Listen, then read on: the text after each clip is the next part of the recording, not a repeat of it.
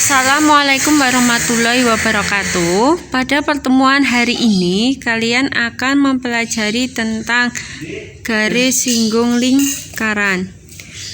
Silakan diperhatikan garis lingkaran berikut ini yang berpusat di titik O.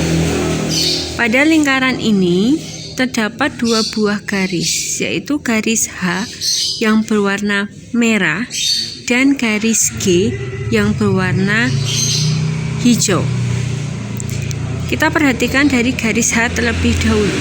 Garis H pada lingkaran ini memotong lingkaran hanya di satu titik, tepat di satu titik, gitu nggih.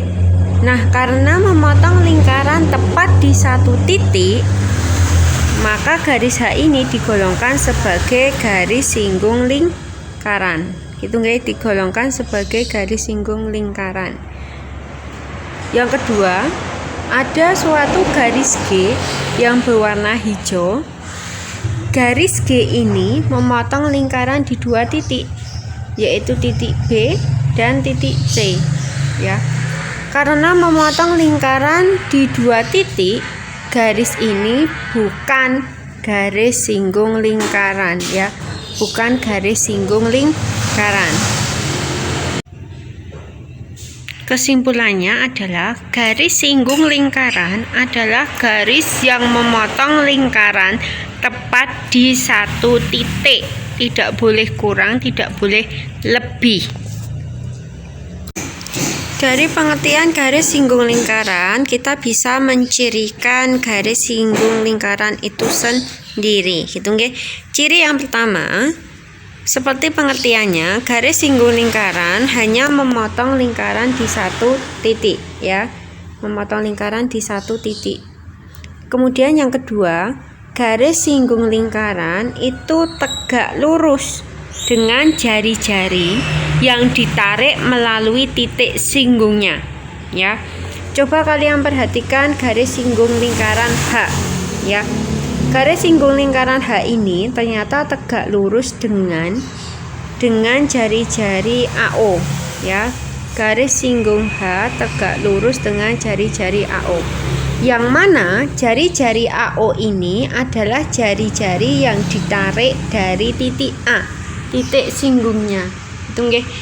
Jadi, garis singgung lingkaran itu selalu tegak lurus dengan jari-jari yang ditarik melalui titik singgungnya. Oke. Kemudian yang ketiga, melalui satu titik pada lingkaran, ya. Melalui satu titik pada lingkaran hanya dapat dibuat tepat satu garis singgung, ya. Sebagai contoh, pada lingkaran ini ada suatu titik D, ya. Ada suatu titik D yang terletak pada lingkaran, ya. Melalui titik D ini hanya bisa dibuat tepat satu garis singgung, ya. Tepat satu garis singgung.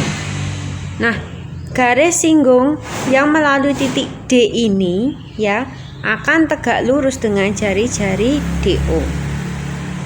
Itu nggih. Langsung ke contoh penerapan soalnya, gitu nggih. Nah, seperti yang telah dijelaskan sebelumnya, jika terdapat satu titik di luar lingkaran, ya, bisa dibuat dua buah garis singgung, ya. Garis singgung yang pertama yang arahnya ke atas, ya, TA, dan garis singgung yang kedua yang arahnya ke bawah. Itu nggih. Misalkan TB, gitu nggih. Nah, panjang kedua garis singgung ini sebenarnya adalah sama, ya. Jadi kita cukup menghitung salah satu saja, gitu nggih. Misal yang kita ambil itu adalah panjang garis singgung TA, ya. Kita pilih panjang garis singgung TA yang berada di sebelah atas. Nah, hitunglah panjang garis singgung dari suatu titik di luar lingkaran, ya. Dalam hal ini adalah hitunglah panjang garis singgung TA yang ditunjukkan oleh garis yang berwarna biru jika diketahui jarak titik T, ya.